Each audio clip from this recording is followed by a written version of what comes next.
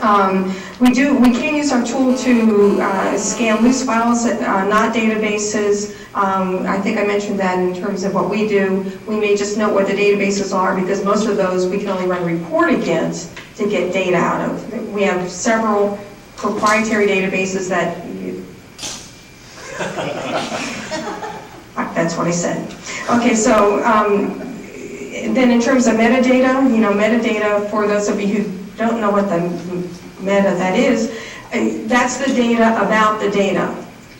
For the most part, we haven't been as concerned about all the metadata as we are about basically who, what, when, and where, and a little bit about what's the context of the data itself. So, and when we're searching against email, I'm always using date range, I'm always using custodians and things like maybe email domains and so on.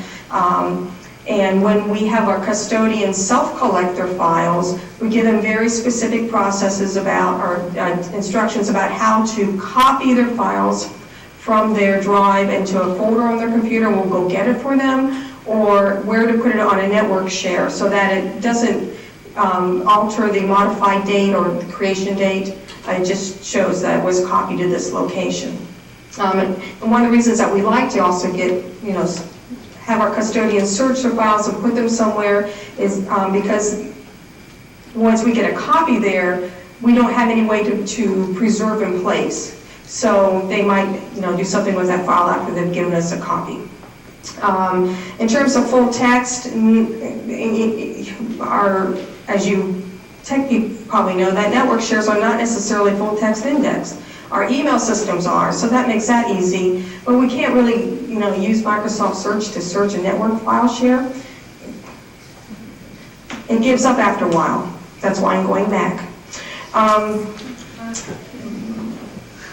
Email attachments, that's pretty typical for us, that when we're searching our email, it automatically pulls the attachments and at least can give us a subject. It probably won't search the document that might be attached within, but someday I'd like to have one of the school tools that does that too. And I mentioned that it does pull embedded objects, so we note those as well, and non-searchable files. One of the things we don't have on this list are the infamous backup tapes. It used to be that a few years ago, what we were ordered was to keep our backup tapes for a case.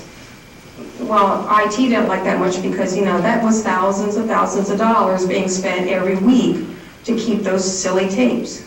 Their quote, not mine. So then it kind of seemed like the courts are going the other way, saying, well, you really can't get data from there, and we kind of see that, and that's okay. You don't have to preserve your backup tapes or give us any data from them.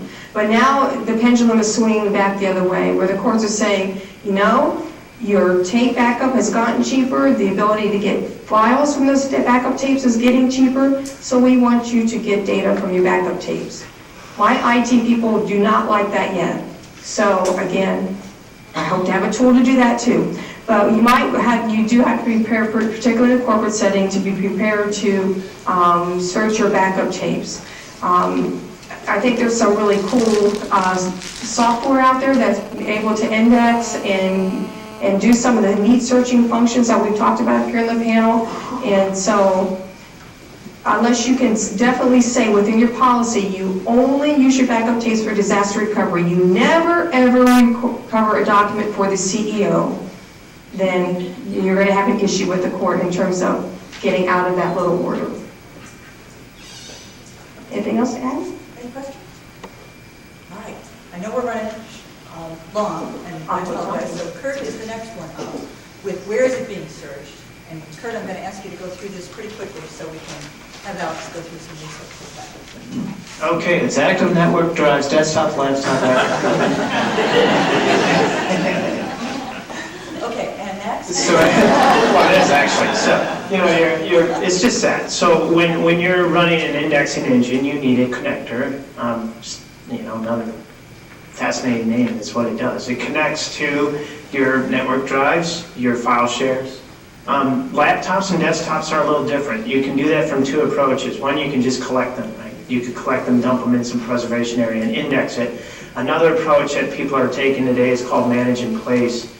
They're taking software, they as part of their legal notification, The notification goes out. With the notification is some code that drops on that local desktop or laptop.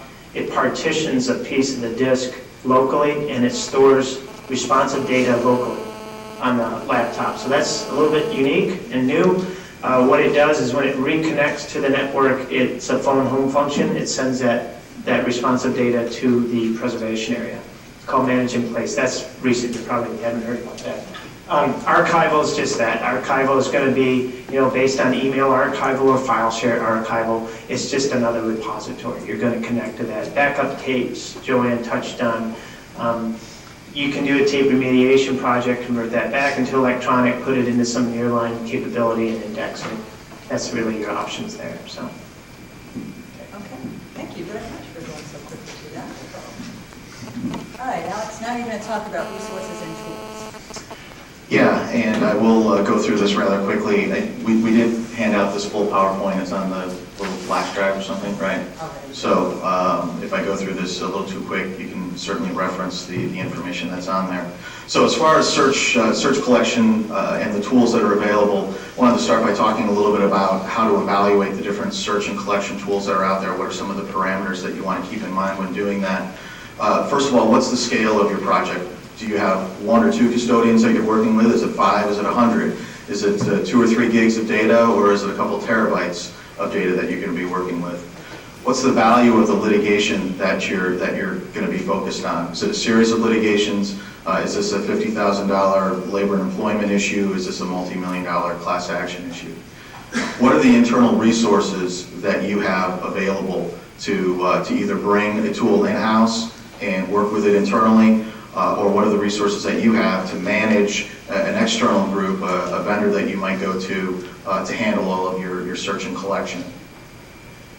Evaluate that whole process then. Can we actually bring tools internally? Do I have the appropriate IT staff or the appropriate in-house litigation support staff to handle bringing a tool in internally or not?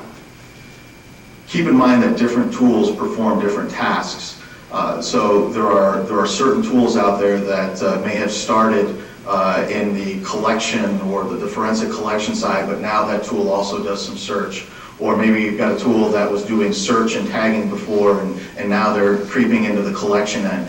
Take some time to understand what the background of that tool was, because many of the vendors in this market space, just as the market space has evolved, the vendors have evolved as well. So you've gone from vendors who have core competency in certain areas, and now they're kind of starting to take in other facets into their software so that they can also obviously make some more money.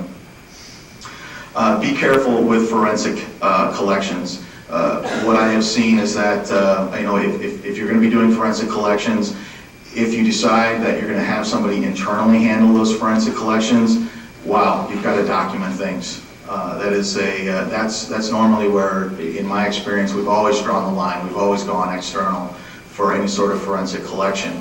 However, Dave's was just telling me about some interesting tools that Guidance is coming out with, and it might be worthwhile taking a look at some of those. Search and collection tool functions. So what are you going to look for when evaluating a tool? So first of all, is the tool going to review the data as it's existing on our networks, on our servers, or on our systems? Is that tool going to disrupt daily activities or not? Obviously, you don't want it to disrupt your daily activities. Does it modify content at all when searching? Obviously, that's a big no. I don't think there are any tools out there that still do this, but you never know, and you need to ask and you need to make sure that it doesn't happen.